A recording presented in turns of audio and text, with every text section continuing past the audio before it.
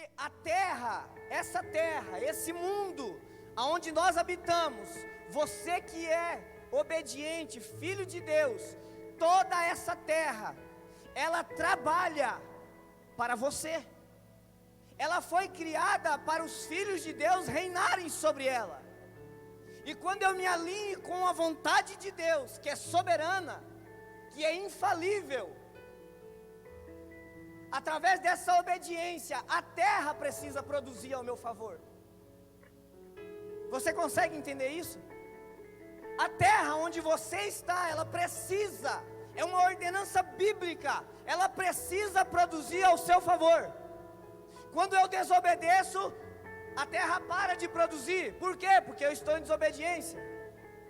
Quando eu me alinho com a vontade do Senhor, a terra é obrigada, porque do Senhor é a terra e a sua plenitude, o mundo e aqueles que nele habitam. Então nada é de Satanás, é nosso, por direito. E eu quero que você neste momento, como um filho abençoado, como um filho que ouve um conselho de um pai, e ele é um bom pai, você acabou de declarar isso nessa canção, se levante agora, se coloque de pé, pegue a sua oferta, pegue a sua semente, pegue o seu propósito, o nome que você quiser dar a ele, se levante, pegue a sua oferta, o seu propósito da cidade da bênção, onde nós, dia 31 agora, vamos inaugurar um prédio, deixa eu trocar essa palavra, foi muito fraca, muito vazia. Nós vamos inaugurar um propósito,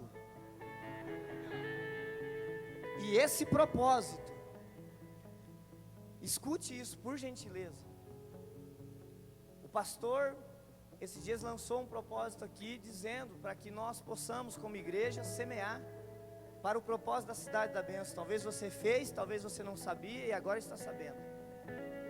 Nós temos um prédio lá, mas o mais precioso é o propósito, é o altar que você vai semear, vai colocar a sua semente. Essa semente ela vai multiplicar, não é em paredes, não é em som, que tudo isso é bom, mas tudo isso só existe por causa de pessoas. E nós vamos alcançar aquela cidade para Jesus Cristo através das demais igrejas que estão lá. Você se alegra com isso, amados? Então, você que quer ofertar nesse propósito, pega o seu envelope, procura o Márcio está lá, levanta a mão, Márcio está lá, você pode procurar ele. Para esse propósito você entrega na mão do Márcio, e a sua oferta, o seu dízimo, a sua fidelidade, os obreiros vão estar aqui, e nós vamos ofertar com muita alegria. Lembre-se disso, muito mais é acreditado na sua conta, quando você e eu obedecemos a palavra de Deus. A terra, ela é obrigada a produzir ao teu favor. Se ela não estiver produzindo, comece a avaliar talvez o princípio que você está negligenciando. Amém, amados? Vocês recebem essa palavra? Então vamos ofertar com muita alegria. Eu vou orar, levante sua oferta. Glória a Deus. Pai, aqui está a sua igreja. A tua palavra ela é infalível, Senhor. Nós acreditamos nela, Senhor. E a tua palavra diz que o Senhor recebe a nossa oferta como cheiro suave perante o teu altar. E essa oferta conjunta, Senhor, na unidade, o Senhor ama a unidade. Nós como igreja do Senhor, queremos fazer um só altar, de adoração ao Senhor, com a oferta, a fidelidade, que o Senhor receba, que portas sejam destravadas sobre a vida dos seus filhos. Nós declaramos isso, Senhor, em nome de Jesus, que portas sejam neste momento um rompimento acontece na sua vida, um rompimento na sua vida de prosperidade, na sua vida, na sua família, na sua casa, nos seus negócios. Nós declaramos esse rompimento nos seus projetos, um rompimento portas se abrindo, portas que tem o teu nome, portas que o Senhor abre e ninguém fecha. Nós declaramos isso em nome de Jesus Cristo, em nome de Jesus Cristo. Oferte com muita alegria. Você que tem cartão, levante sua mão, o Alexandre vai até você. Tu és bom, tua misericórdia é para sempre. Senhor, tu és bom, tua misericórdia é para sempre. Senhor, tu és bom, tua misericórdia é para sempre. Todos os povos te exaltarão, de geração em geração te adorarei. Aleluia, aleluia, te adorarei. Tudo que és, te adorarei.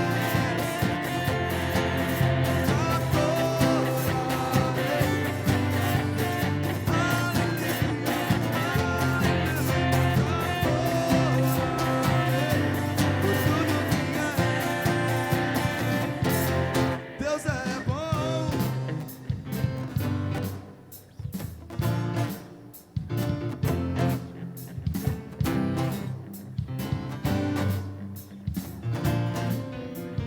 Aleluia, glória a Deus. Vamos aplaudir o Senhor. Ele é merecedor de toda a honra, toda a glória e todo o louvor. Glória a Deus, glória a Deus. Queridos, bem rápido, na nossa livraria ali chegou alguns livros. Curados para Servir, para a Liderança, Luiz Hermínio. John Bevere, Debaixo de Suas Asas, um livro lançamento extraordinário. Daniel Colenda, um dos maiores avivalistas dessa atualidade. Viva antes que morra. Você que talvez não descobriu o seu chamado, o seu propósito de vida, esse livro vai te ajudar muito. Amém, queridos? Então passe ali, seja edificado, enriqueça seu conhecimento. As coisas qualquer um pode roubar, o teu conhecimento ninguém pode roubar. Amém, meus amados? Receba a nossa liderança com muita alegria. Glória a Deus. Deus, tu és bom. Deus, tu és. É isso aí. Vamos cantar.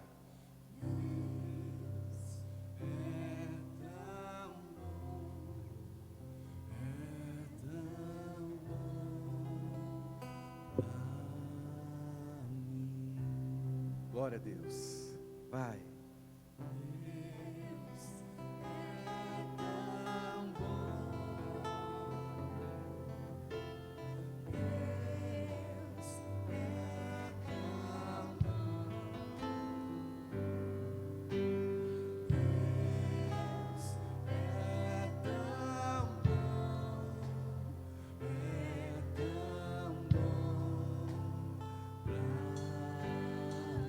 Aumente a tua adoração e declare essa canção. Deus é tão bom. Deus é tão bom. Oh, sim, meu Deus.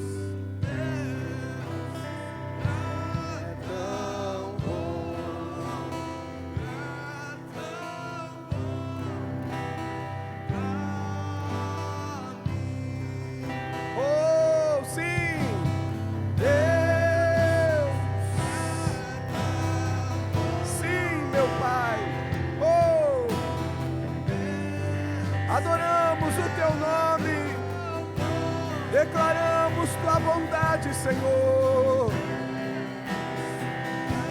És tão, sim, meu Pai. Oh, pra mim. Obrigado, Senhor. Quantos querem receber a palavra de Deus? Pega a Bíblia Sagrada, vamos abrir na carta que Paulo escreveu à igreja de Éfeso. Efésios, no capítulo de número 4, nós vamos compartilhar a palavra de Deus ao coração da igreja. Sabemos que a palavra do Senhor é vida, amém? É espírito e vida.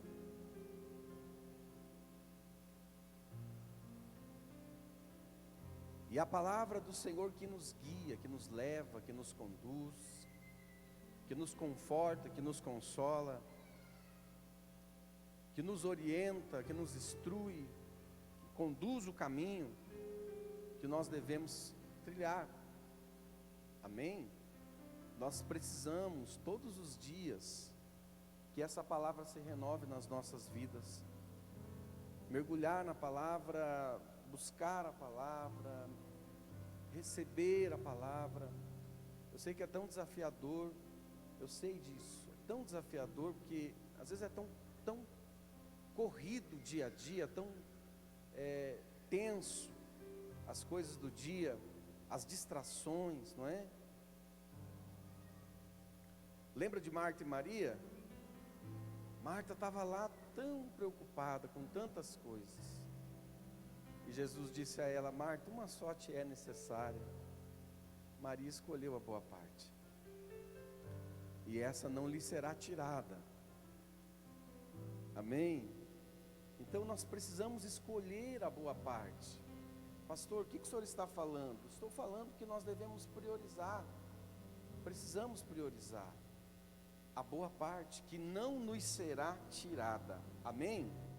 Nós vamos ler alguns versículos da palavra de Deus.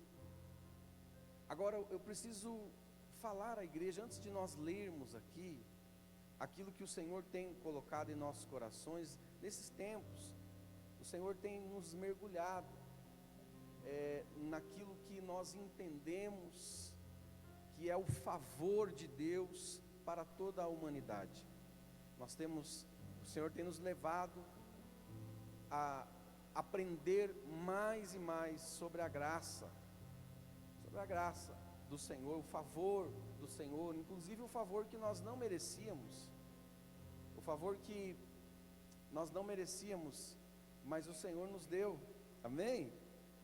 Glória a Deus. Agora observe bem, quem está comigo aqui diz amém. Olhe para cá, observe bem o cuidado que nós precisamos ter para não perder a centralidade da palavra. E o que é a centralidade da palavra? A centralidade da palavra é Cristo. A centralidade das Escrituras é Jesus. Tudo converge nele. Se lermos a Bíblia, nós vamos identificar que tudo vai apontar para ele, para Jesus. Ele é o centro da igreja. Nós precisamos ser uma igreja cristocêntrica, que quer dizer que tem Jesus no centro.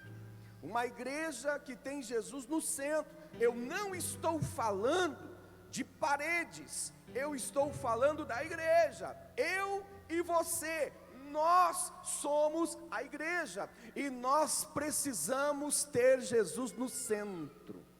A mensagem central da Bíblia é Jesus. A mensagem principal da Bíblia é Jesus. A palavra de Deus nos diz: porque dele, por ele e para ele são todas as coisas, a ele a glória eternamente. Amém. Amém, queridos? Agora, olhe para mim, aqui comigo, por favor. Apocalipse 2, nós já vamos na leitura aí de Efésios. Apocalipse 2, quando a igreja de Éfeso recebe a mensagem, ao anjo da igreja de Éfeso escreve: conheço as tuas obras. Conheço as suas obras. A palavra Éfeso quer dizer, Riba, desejada. A palavra Éfeso quer dizer desejada. A igreja de Éfeso era uma igreja desejada, era uma igreja que Deus desejava, a igreja de Éfeso. Por quê? Porque algumas características dessa igreja é bem peculiar. Algumas características da igreja de Éfeso é peculiar. Conheço as suas obras, conheço o seu trabalho. Vai dizer isso: conheço que você resiste aos homens maus, não compactua com maldade, não compactua com os homens maus. Conheço você, igreja de Éfeso, porque você coloca à prova os seus obreiros, coloca à prova os seus obreiros. E o texto de Apocalipse 2 vai falar que qual obreiro que a igreja colocava à prova? Os apóstolos.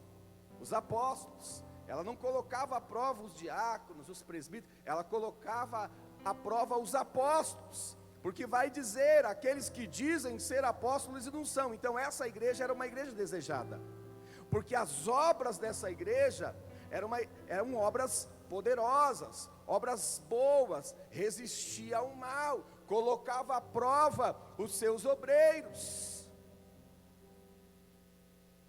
Só que tem um detalhe, aí o Senhor vem com uma repreensão para a igreja de Éfeso. A pastora Kelly ministrou sobre essa palavra. Qual é a repreensão? Tenho, porém, contra ti, igreja de Éfeso, que deixastes o teu primeiro amor. E essa palavra primeiro amor no grego está falando, tem uma palavra que tem um significado do melhor amor. Então o Senhor está dizendo, Adriano, tenho, porém, contra ti, que deixastes o teu melhor amor. Deixastes o teu melhor amor. Agora, o que vai dizer para nós, na continuação do capítulo 2 de Apocalipse, sobre essa carta, é o seguinte: lembra-te da onde caístes e arrepende-te, porque se não fizeres isso, se não voltar ao primeiro amor, eu removerei do meio o seu castiçal. O texto vai dizer isso. Mas quando nós olhamos para Apocalipse capítulo 1, verso 13, e depois o verso 22, vai dizer de sete estrelas e 7 castiçais. As 7 estrelas são os 7 anjos, e os 7 castiçais são as 7 igrejas. Então quando o Apocalipse 2 vai dizer, olha, eu conheço as tuas obras, igreja de Éfeso, tu és desejada, você resiste aos homens maus e põe à prova os seus obreiros. Tenho, porém, contra ti, que deixasses o teu primeiro amor. Arrepende-te, lembra-te de onde caístes, arrepende-te, porque senão eu removerei do meio o seu castiçal. Então está dizendo assim, está dizendo que a igreja seria removida do meio de Cristo. É isso que está dizendo. Quem está comigo aqui? Acompanhe o entendimento aqui, gente. Eu preciso que você pegue isso. Está dizendo, veja bem, não é Jesus que sai da igreja. Nós não podemos dizer, ó, igreja A, Jesus não está lá, igreja B, Jesus não está lá. Nós não podemos dizer isso, porque não é Jesus que sai da igreja, é a igreja que sai de Jesus. Não é Deus que sai do homem, é o homem que sai de Deus. E o que isso aponta? Aponta para uma igreja, quando uma igreja ela é removida do meio, porque o Apocalipse 1 vai dizer que ele andava no meio dos 7 castiçais. Então Jesus é o centro da igreja. Mas quando uma igreja perde o primeiro amor, o que acontece? Ela é retirada de Jesus. O que isso significa? Significa que ela não tem mais Jesus como centro. Ela vai pregar qualquer outra coisa, menos Jesus. ela vai anunciar e viver qualquer outra mensagem, menos a mensagem principal, que é a mensagem de Cristo. Quem está entendendo diz amém. E aonde que nós identificamos quando a igreja perde o primeiro amor? Se ela não voltar, Valdir, ela é removida, ela perde a centralidade de Cristo. Ela perde a centralidade de Cristo. Eu louvo a Deus que essa igreja é uma igreja cristocêntrica. Eu vou repetir. Eu louvo a Deus que essa igreja aqui, ela não perdeu a centralidade de Cristo. Amém? Tudo converge nele, tudo aponta para ele. Como eu disse, porque dele, por ele, para ele são todas as coisas. Agora, vamos ler o texto de Efésios 4? Vem comigo. No capítulo 4, verso 1.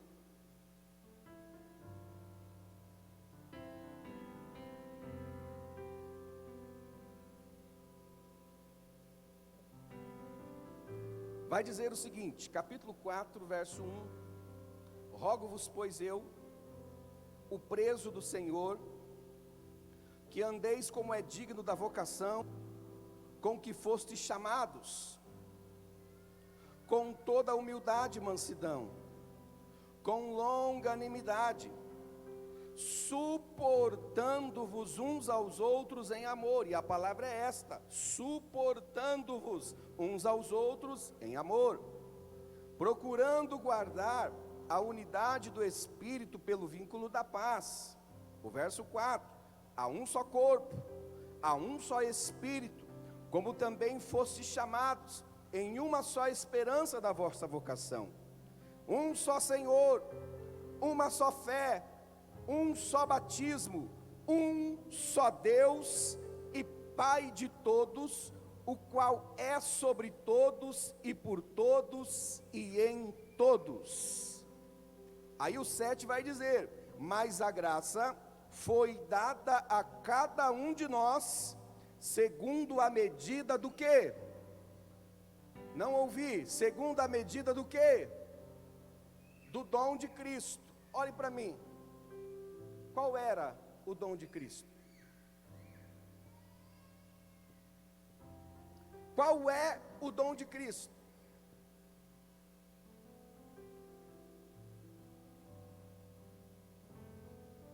Vai comigo no capítulo 2, verso 8 de Efésios.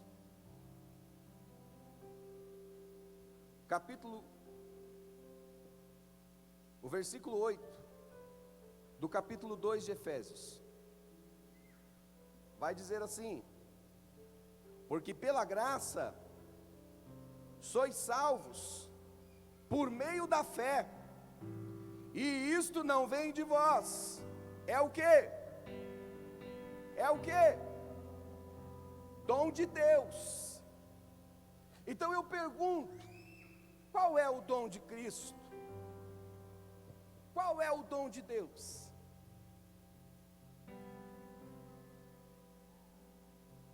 Qual é o dom de Cristo? Qual é o dom de Deus? Nós sabemos que Jesus, Ele deu dons aos homens. Mas qual é a função do dom, Aguiar? Qual a função do dom? Ô Renato. O dom é uma ferramenta espiritual para ser utilizada na obra da evangelização. O dom é algo que Deus dá ao homem, uma capacidade que Deus dá ao homem, os dons bíblicos, para que ele contribua com a obra da evangelização, ou seja, contribua com a palavra de Deus e o cumprimento dela em Cristo. Então, qual é o dom de Cristo? Qual é o dom de Deus? E é sobre isso que nós queremos compartilhar nessa noite, sobre o dom de Cristo, sobre o dom de Deus. Amém? Agora, nós vamos ler alguns textos bíblicos aqui, porque nós precisamos entender qual é o dom de Cristo e qual é o dom de Deus. O texto que nós lemos de Efésios 4, vai dizer, há um só corpo, um só Espírito, vai dizer que há um só Senhor, uma só fé, um só batismo, um só Deus, um só Pai, um só mediador, um só Jesus Cristo, o mediador que vai mediar, que vai intermediar o homem e Deus, Deus e o homem. Então qual é o dom de Cristo? O dom de Cristo é a salvação e a vida eterna. Esse é o dom de Cristo. Esse é o dom de Cristo. Salvação e vida eterna. E quando nós observamos isso, nós temos que entender a origem de tudo. Nós precisamos entender a origem de tudo para compreender com clareza o dom de Cristo em nós. Nós temos que compreender a origem. E a Bíblia vai nos dizer que o homem, ele foi formado dentro de Deus, antes da fundação do mundo. De novo, o homem foi formado antes da fundação do mundo. Ele foi formado aonde? Aonde? Dentro de Deus. Como uma mãe gesta um filho, quando uma mãe concebe, gesta uma criança, quando essa criança está sendo formada, ela está sendo formada dentro da mãe. O homem, ele foi formado dentro de Deus, antes da fundação do mundo. Vem comigo para Efésios capítulo 1, verso 4. Efésios capítulo 1, verso de número 4. Estou escutando alguns folhares de Bíblia, e isso é bom. Quem ama a palavra de Deus, dá um glória a Deus aí. Não, irmão, você ama mesmo? Hã? Quem ama a palavra de Deus? Amém? Vamos ler. Olha só, Efésios 1 e 4 vai dizer: como também nos elegeu nele antes da fundação do mundo. Para quê? Para que fôssemos santos e irrepreensíveis diante dele em amor. Então ele nos elegeu em quem? Nele. Ele nos elegeu nele, antes da fundação do mundo. O homem foi formado dentro de Deus. O homem foi formado dentro de Deus. Vem comigo para Zacarias capítulo 12, verso 1. Zacarias capítulo 12 e verso de número 1.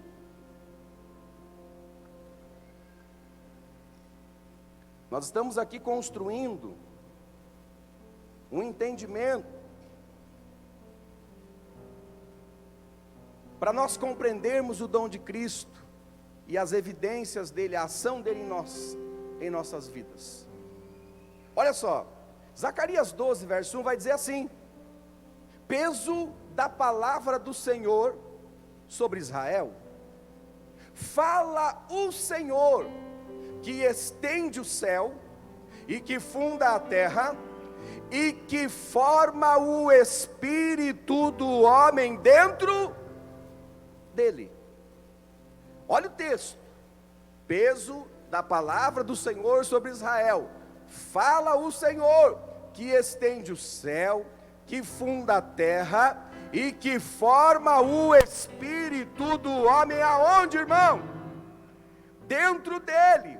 Então, o espírito do homem foi formado dentro de Deus. E Efésios 1:4, ele nos elegeu nele, antes da fundação do mundo. Pastor, por que o pastor está enfatizando isso? Porque assim como uma mãe gesta uma criança, e quando essa criança nasce, ela nasce com o DNA da mãe, assim sou eu e você, que fomos formados dentro de Deus. Quando nascemos com o DNA dele dentro de nós.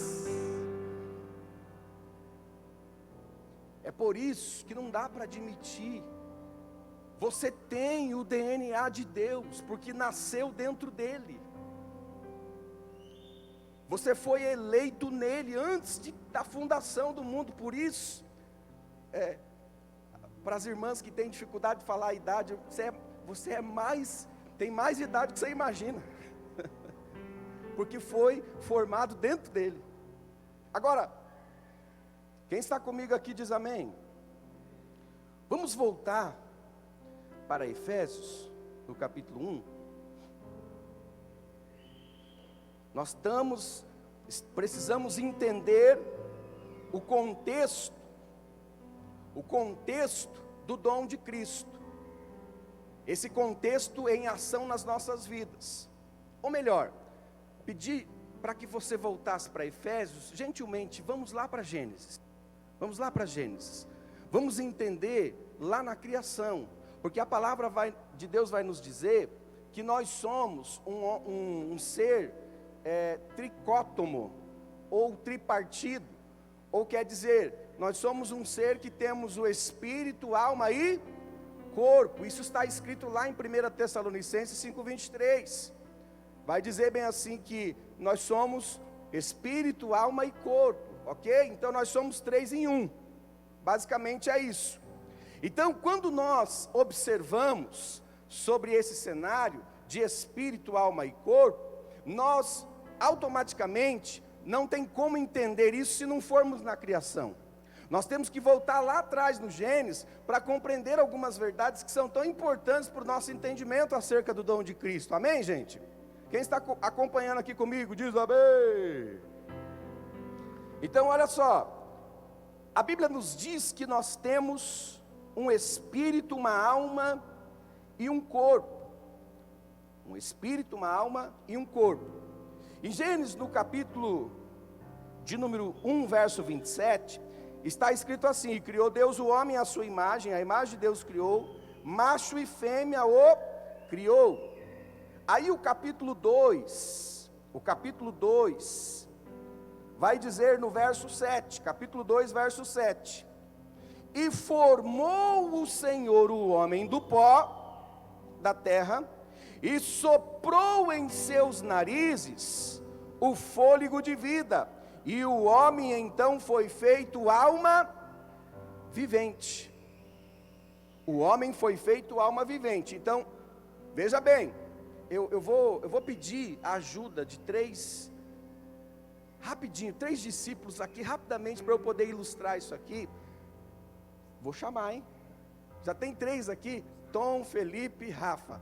Corram aqui, rapidinho. Nós vamos tentar ilustrar. A Bíblia diz que nós temos um corpo espiritual. Isso está lá em 1 Coríntios capítulo 15. Se você ler lá, você vai ver do corpo espiritual e do corpo carnal. Então a Bíblia diz que nós temos um corpo espiritual e nós temos um corpo carnal, ok? E a Bíblia também fala que a alma habita nos 2 corpos. A alma habita no corpo espiritual e habita no corpo carnal. Então, para nós ilustrar, vem um pouquinho mais para frente aqui, por favor. Isso. Então vamos lá. Então nós temos um corpo espiritual. Esse está bem espiritual, né? E temos um corpo carnal. E a alma, ela habita dentro dos 2 corpos. Amém ou não amém? Então veja bem, o que aconteceu aqui?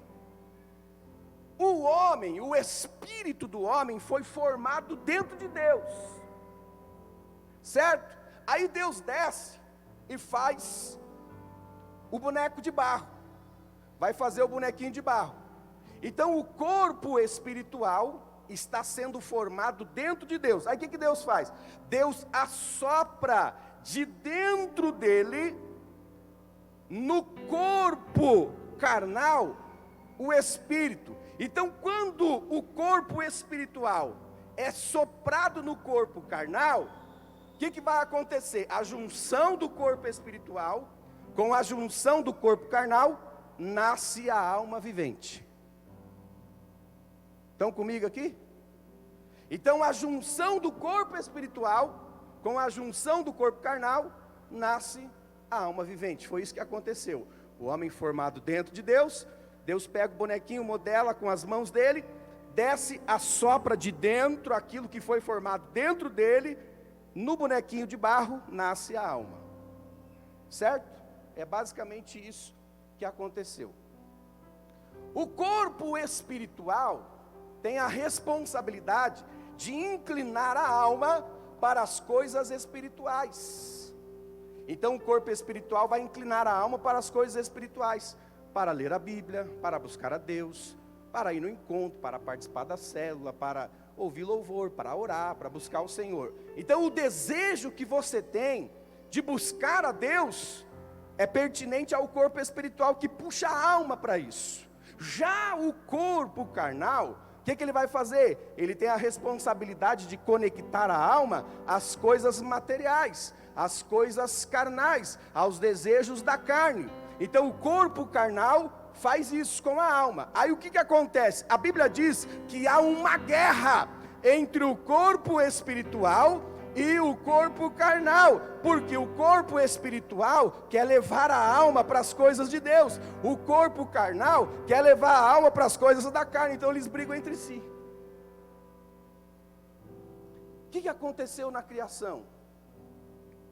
Aconteceu algo muito terrível. Por quê? Porque Deus disse para Adão: Adão, olha, vamos para o capítulo 3, verso 6 de Gênesis.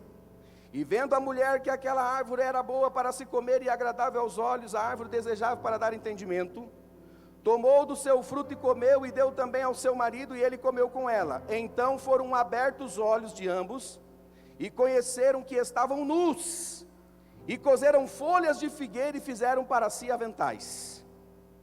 O verso 8, e ouviram a voz do Senhor Deus que passeava no jardim pela viração do dia, e escondeu-se Adão e sua mulher da presença de Deus, do Senhor Deus, entre as árvores do jardim. Aí o 9, Deus diz: Adão, onde estás? Olha aqui para mim, por favor. Deus havia dado uma ordem, disse assim a ele, Cláudio: da árvore do conhecimento do bem e do mal, não come, porque se comer certamente morrerás. O que o homem entendeu? Não posso comer daquela árvore, porque se eu comer Deus vai descer e vai me matar. Foi isso que ele entendeu. Por isso que quando ele comeu, a inocência saiu, ele viu que estava nu. O que ele fez? Quando ele percebeu que Deus desceu, ele se escondeu, porque ficou com medo de Deus. Ele ficou com medo de Deus descer e matar ele. Ele se esconde porque está nu. Ele se esconde porque ele desobedeceu, o pecado entrou. E o que aconteceu com Adão quando ele cometeu isso, quando ele fez isso? O que aconteceu com ele? Ele morreu. Mas espera aí, se ele morreu, mas ele estava ali, e Deus foi atrás dele. Mas que morte é essa então que Adão teve? A morte do corpo espiritual. Então, o corpo espiritual morre aí agora. Morreu. Vai ficar uma meia hora deitado aí agora. Então o corpo espiritual morreu. O que sobrou? A alma e o corpo carnal. Qual que é a prova que o corpo espiritual morreu? Porque quando o corpo espiritual estava vivo, ele andava com Deus. Mas quando o corpo espiritual morreu, Deus desceu e Adão se escondeu. Porque a conexão que ele tinha com Deus foi rompida. A palavra morte, Adriano, no original quer dizer desligar. Quando morre, desliga. Interessante que a palavra religião quer dizer religar, né? Está religando. Mas a palavra morte é desligar. Então Adão foi desligado de Deus, e por ele ter sido desligado de Deus, ele se escondeu. E assim acontece nos nossos dias. As pessoas que desobedecem a Deus e cometem pecado, elas têm uma morte espiritual, se desliga espiritualmente de Deus, e aí tem que ficar se escondendo. Deus, quando desceu no jardim, Ele não desceu para matar Adão, Ele não desceu para condenar. Sabe o que Deus fez? Deus desceu para resolver o problema. Ele desceu ali para resolver o problema. Então Deus desce ali para resolver o problema. E quando Deus pergunta: Adão, onde estás? Não é que Deus não sabia onde ele estava. Deus é onisciente e conhece todas as coisas. Mas ao perceber que o homem havia sido desligado dele, ele pergunta: onde estás? O que ele estava perguntando? Adão, o que foi que você fez? Aonde está em si mesmo? O que você fez? E Deus desce ali para resolver o problema. A Bíblia diz que eles cozeram folhas de figueira para tapar a nudez, a vergonha. Aí eu pergunto para os irmãos: quanto tempo uma folha de figueira cozida consegue ou é capaz de tapar a nudez do homem? Quanto tempo? Não muito tempo, porque ela vai se desfragmentar facilmente, não tem força nenhuma. O homem havia pecado, a nudez apareceu e agora ele usou do artifício próprio para tentar cobrir a sua nudez, para tentar cobrir. O que nós aprendemos aqui? Que não há nada que o homem faça para cobrir o seu pecado que dê certo. Não há nada que você possa fazer, não há esforço nenhum que você possa fazer para cobrir a sua nudez. Todas as tentativas humanas que você fizer para tentar vencer o pecado, vai ser frustrado.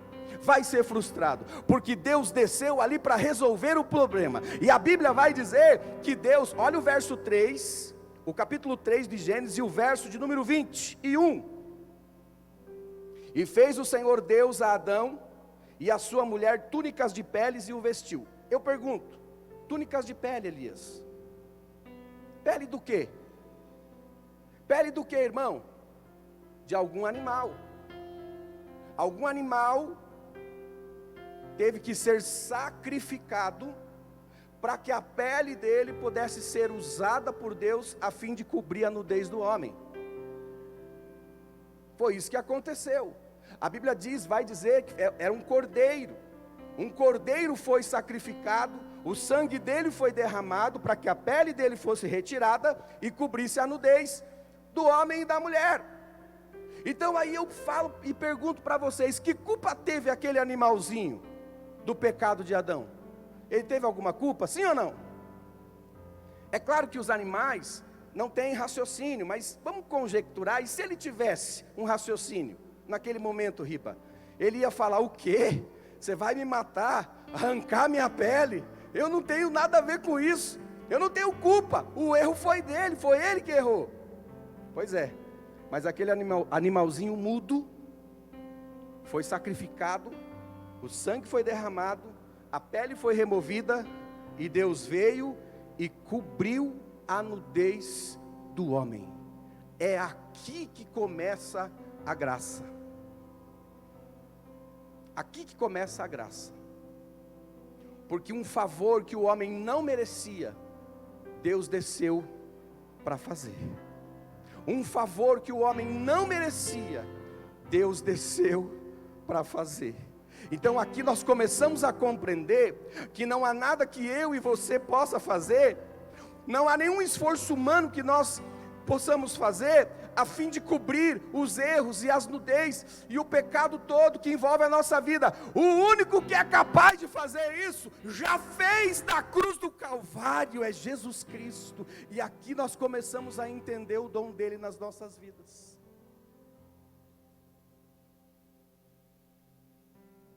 Amém, gente? Vocês estão bem aí? Está tudo bem aí?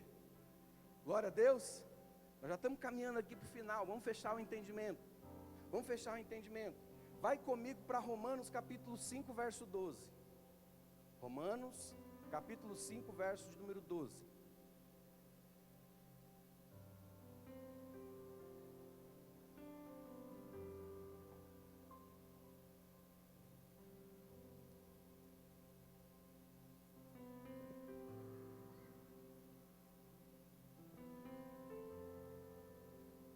Olha o texto.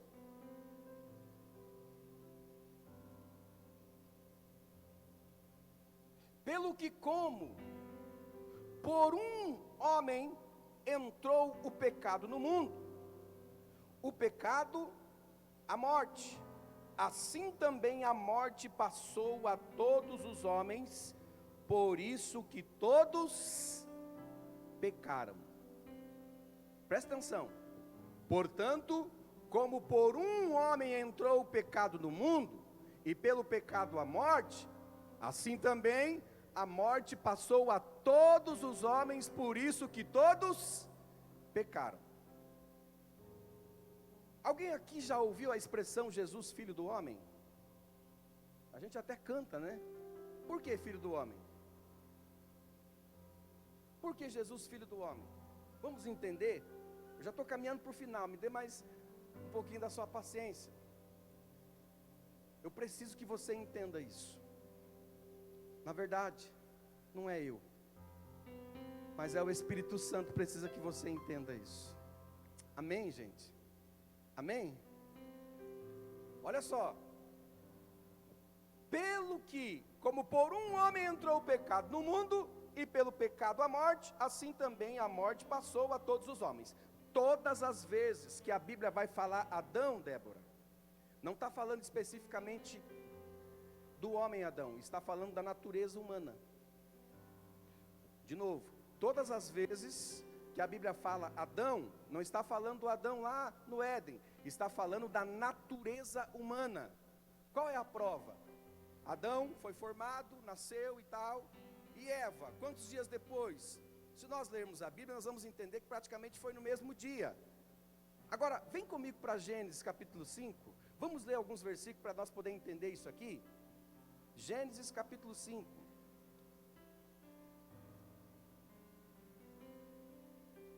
Quando a Bíblia fala de Adão, ela está falando da natureza humana. Olha só, Gênesis capítulo 5, este é o livro das gerações de Adão. No dia em que Deus criou o homem, a semelhança de Deus o fez. Olha o verso 2: homem e mulher os criou, e os abençoou, está no plural, os abençoou, e chamou o seu nome Adão, singular, no dia em que foram criados, plural. Peraí, ele está dizendo, volta ali o 2, ele está falando que homem e mulher os criou e os abençoou no plural, mas a identidade dos dois era Adão. Então Deus chamou o homem e a mulher de Adão.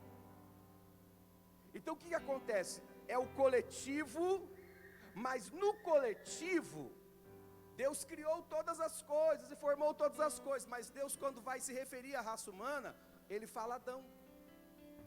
Ou seja, nós temos uma natureza adâmica. A natureza do homem é a natureza adâmica. Olha o verso de número...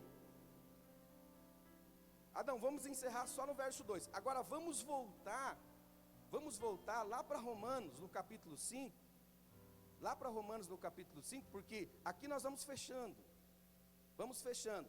Então veja só, Adão comete o pecado, o corpo espiritual morre, restando apenas a alma e o corpo carnal. E por causa do pecado de Adão, todos os homens que nasceram depois dele, nasceram no pecado. Todos nasceram no pecado. A criança que nasce ali já nasce no pecado. E como o pecado, o salário dele é a morte, então já nasce com uma condenação. Quem está me entendendo diz amém. Então veja só, por culpa de Adão, todos os homens agora têm uma condenação. Por culpa dele, todos estão condenados. Eu até brinquei hoje de manhã, eu disse assim, até só para quebrar o gelo, eu vou brincar aqui também. Por culpa de Adão, irmão, todo mundo se lascou. Isso mesmo. Só por causa dele, todo mundo nasceu condenado. Nasceu condenado. Aí o que Deus teve que fazer? Deus precisou ter que mandar um outro cordeiro. Porque a palavra de Deus lá em João 3 vai dizer que Deus não enviou Jesus ao mundo para condenar o mundo, mas enviou Jesus ao mundo para resolver os problemas. Ele enviou Jesus ao mundo para salvar o mundo. Agora lê comigo João capítulo 1, verso 29. João 1 e 29. Vamos ler esse texto. Olha o que vai dizer. No dia seguinte, João viu Jesus que vinha para ele e disse: eis o Cordeiro de Deus que tira o pecado do mundo. O dom de Cristo manifesta-se na graça para tirar o pecado do mundo. O dom de Deus manifesta-te na graça para tirar o pecado do mundo. Aí o que acontece aqui? Jesus vem, a palavra de Deus vai nos falar. Nós estamos aqui em Romanos, no capítulo de número 12. Vai comigo, o capítulo 5, vai comigo no verso de número 15. Vamos ler o verso 15, 16 de Romanos 5. Vai dizer assim: mas não é assim o dom gratuito como a ofensa, porque se pela ofensa de um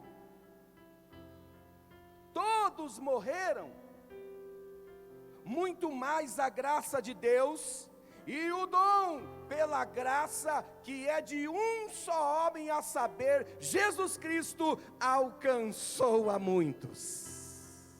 Alcançou a muitos. Aí o 17 vai dizer: porque se pela ofensa de um só homem morreu, veja bem, a morte reinou por esse, muito mais os que recebem a abundância da graça, e o que? O dom da justiça reinarão por um só homem, Jesus Cristo nosso Senhor. Aqui nós entendemos que o Cordeiro de Deus que tira o pecado do mundo, o dom dele é perdoar todos aqueles que nele crê, todos aqueles que se inclinam a ele. O dom dele é alcançar o perdido, é salvar o pecador. O dom dele é abrir os caminhos para que o pecador viva uma nova vida. Aí o que acontece aqui? O homem, quem está comigo diz amém?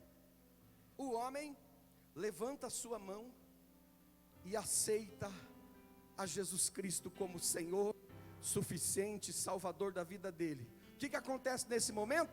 O corpo espiritual ressuscita, e o homem que estava afastado de Deus, agora com o corpo carnal e o corpo espiritual, eles andam juntos na presença do Senhor.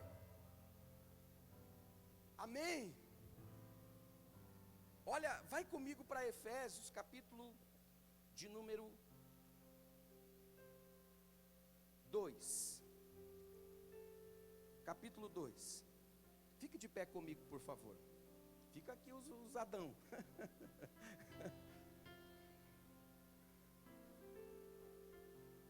Olha o que diz o texto, irmão. Isso aqui é muito forte.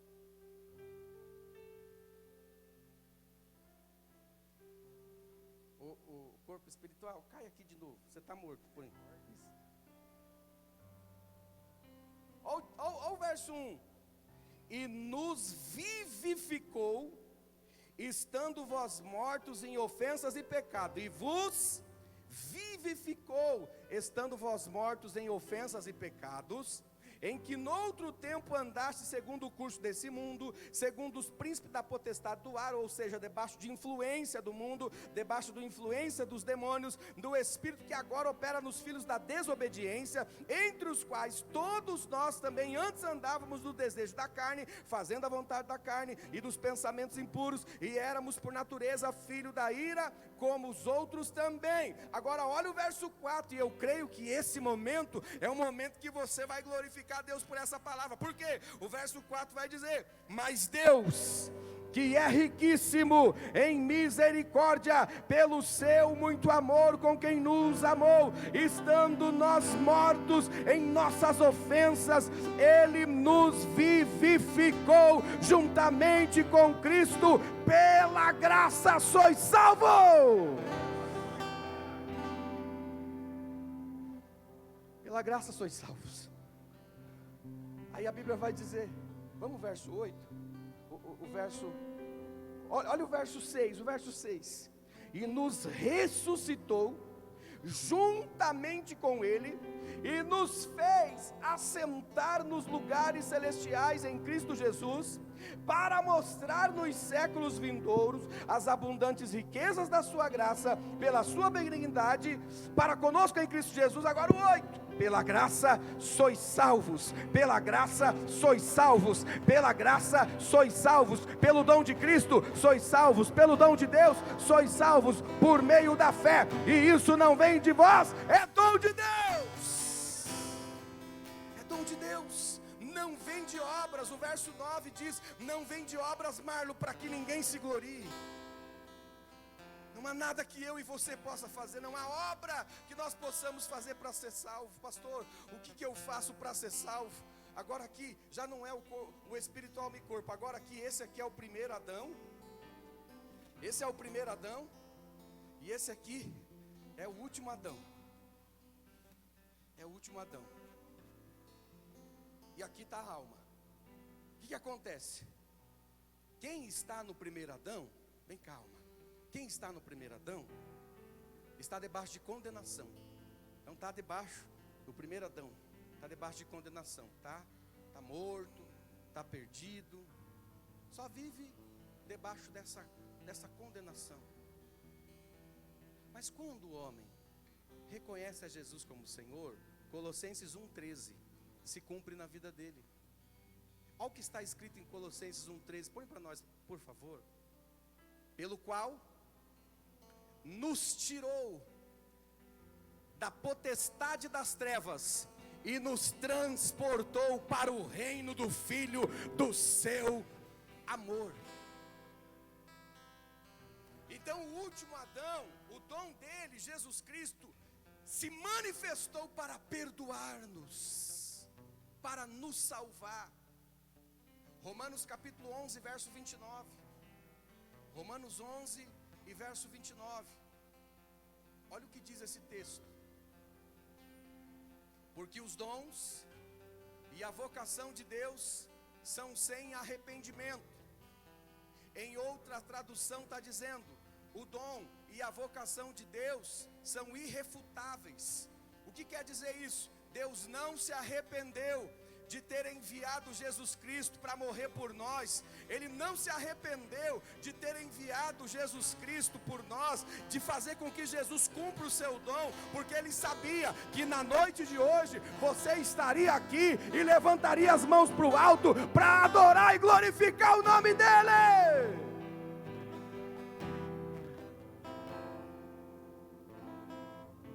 Deus não se arrependeu do que fez.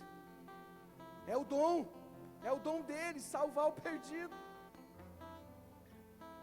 É o dom dele alcançar o perdido, como me alcançou, como alcançou você. Porque o Filho do Homem, Deus sabia que o homem não daria conta, Gisele, de cumprir todas as 613 leis. E a Bíblia diz na lei que toda alma que pecar, essa certamente morrerá. O homem não conseguia cumprir 613 leis, ele tropeçava em uma.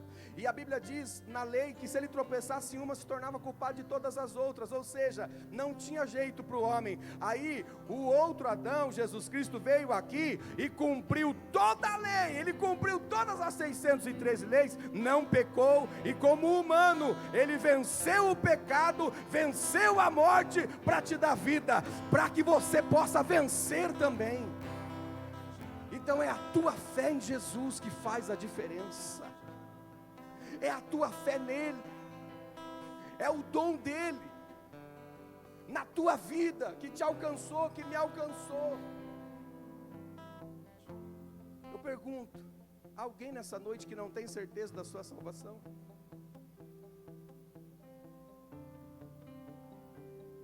Tem alguém nessa noite que não tem certeza, querido? Você precisa sair daqui com certeza, a não ser que você não queira mesmo.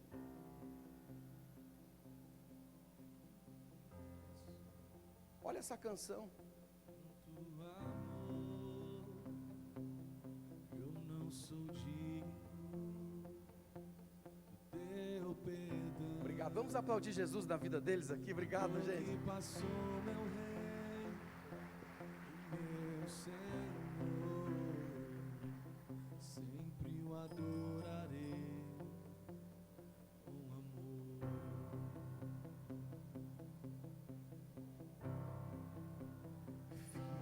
Filho do homem. O que ele fez?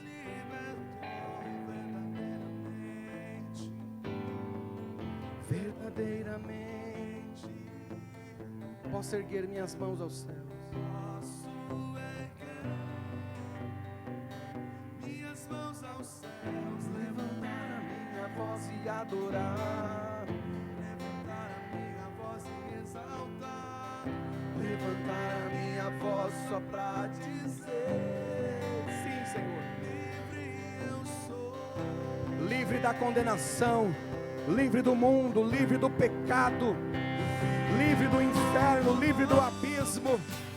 Aonde estão aqueles que são livres, que foram alcançados pelo dom de Cristo? Posso erguer minhas mãos aos céus, minhas mãos aos céus, levantar a minha voz e adorar, levantar a minha voz e exaltar, levantar a minha voz só pra dizer: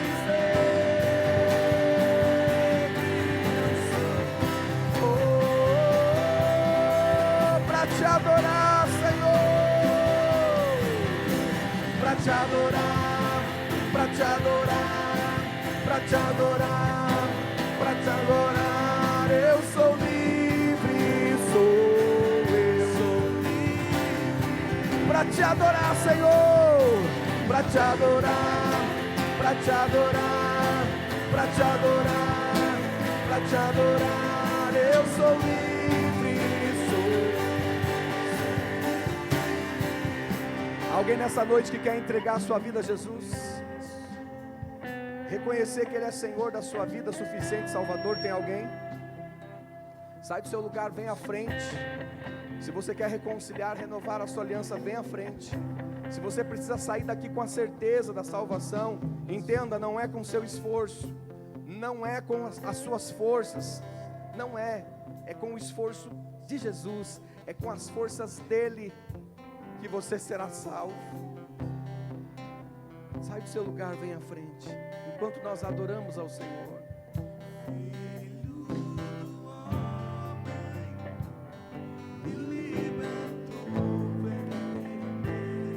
Enquanto a palavra de Deus diz que o primeiro Adão foi feito alma vivente, o segundo é espírito vivificante. Ele nos dá vida. Levantar a minha voz e exaltar, levantar a minha voz só pra dizer: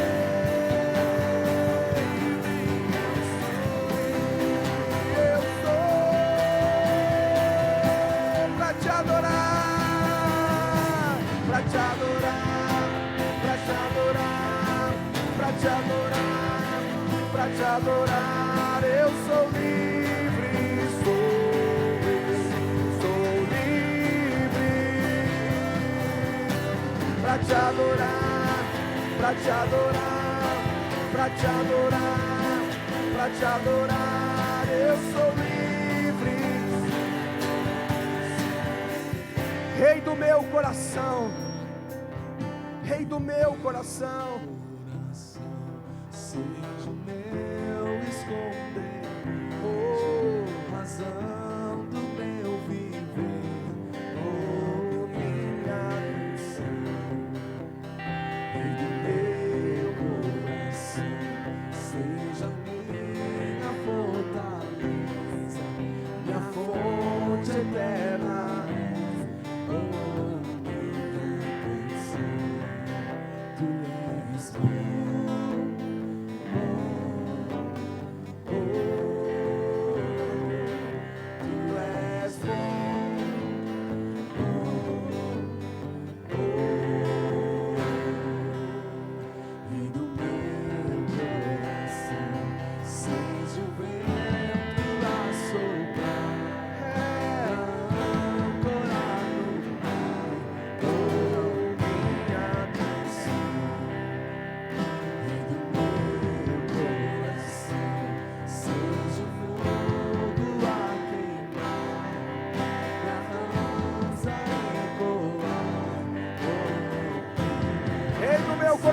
seja o fogo a queimar.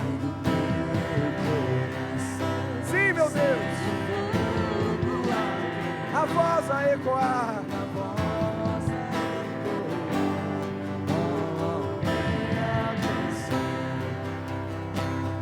Meu coração seja o fogo a queimar, e a voz a ecoar, oh minha canção. Tu és bom,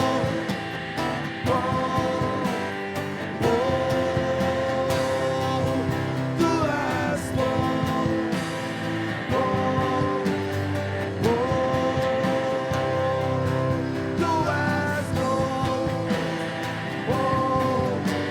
bom. Tu és bom, bom, levante a sua mão para o alto. Tu não me deixarás, não me deixarás. Declare isso. Ele nunca vai deixar. Somos nós que deixamos. Somos nós que nos afastamos. Somos nós que esfriamos.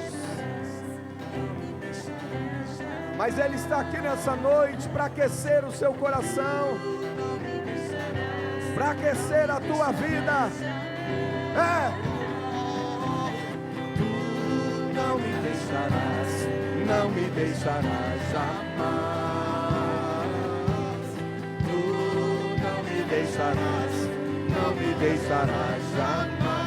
Tu não me deixarás, tu não me deixarás, não me deixarás jamais.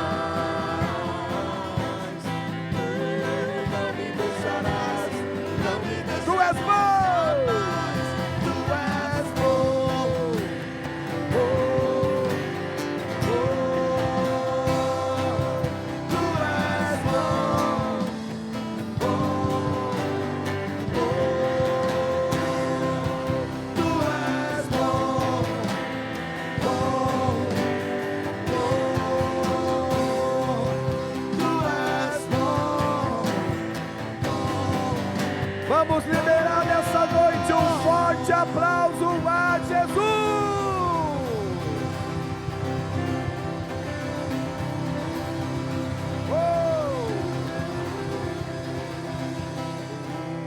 Deus é tão bom. Deus é tão bom. Deus é tão bom. É tão bom.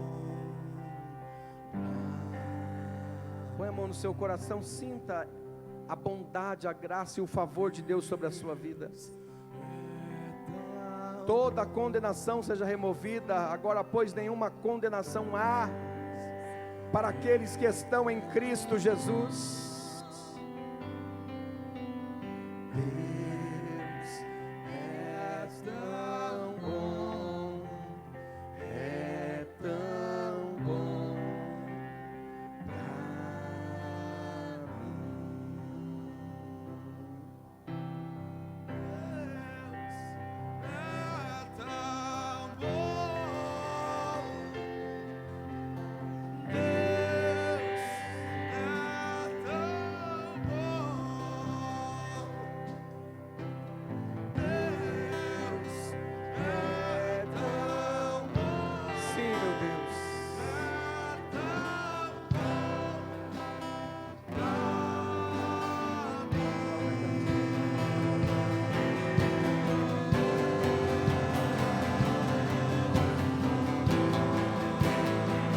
Aleluia, vamos aplaudir ao Senhor que é digno de toda a honra, toda a glória. Aplauda bem forte ao Senhor, amém? Queremos honrar, pode acender as luzes para nós, fazendo uma gentileza. Nós queremos honrar o Senhor, né? Por este culto, por esta palavra, né? Que a graça do Senhor está sobre nós, a misericórdia, Pri. Porque se não fosse a misericórdia, nenhum de nós estaríamos aqui, não é verdade? Antes de eu orar juntamente com você, né, dar a bênção apostólica e pedir para que a nossa semana, nós vamos ter uma semana excelente. Nós estamos em tempo de pandemia, não é verdade? Nós tínhamos o nosso espaço das crianças lá embaixo, né? Ela estava com a bebezinha aqui, tadinha. E nós não podemos abrir o espaço lá embaixo, o espaço das crianças. Porém, para as mamães que têm bebê, nós temos o espaço, o cantinho do bebê ali, viu? Você que tem um bebezinho, eu às vezes falo, Manu, pega o Victor, vamos comigo lá, né? Ali é para as mamães poder também participar dos cultos, porque ali dá para ver, dá para ouvir, e as crianças, tadinhas, eles ficam mais à vontade, não é verdade? Porque criança não adianta querer segurar no colo, porque eles não vão ficar. Mas aquele espaço é para mim e é para você que tem bebê, viu? Apesar que o meu já está um pouquinho maior. E não é para as crianças estarem lá, os maiores, pulando lá, mas lá é um espaço para todas as mamães e para aquelas que agora têm um bebezinho aí, para que você possa também participar do culto, amém? Quantos que já sabiam que tinha aquele espaço ali? Erga a sua mão. Quem não sabia que tinha, erga a sua mão. Olha aí, ó, viu? Algumas mamães, ali é para nós, viu? É para mim e é para você. Poder participar do culto e os nossos bebês também ficar bem à vontade, amém? Estenda as suas mãos em posição de receber. Nós queremos abençoar a tua semana pedindo, fecha os teus olhos. Senhor Deus e Pai, nós queremos te louvar, Senhor, por este culto. Queremos honrar o teu nome, Senhor, porque a tua graça, a tua bondade, a tua misericórdia tem nos sustentado. Senhor, que o Senhor possa nos abençoar durante essa semana. Aqueles que estão desempregados, Senhor, que portas se abram. Aqueles que estão buscando uma resposta da parte do Senhor, que a resposta venha durante essa semana. Pai, aquele que está preocupado com um diagnóstico clínico, o diagnóstico de bênção seja derramado sobre a vida desse filho, sobre essa filha. Pai, as bênçãos do Senhor seja derramada sobre cada família, sobre cada filho, sobre cada casa.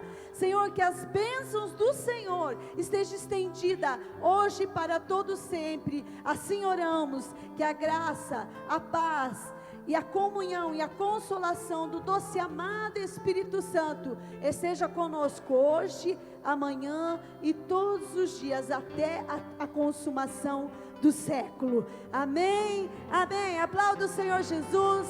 Declaramos uma excelente semana para a tua casa, para a tua vida, para a tua família. Deus abençoe cada um de vocês. Cantina, não esqueça da cantina, viu? Terra anunciou aqui, vá lá, abençoe e seja abençoado.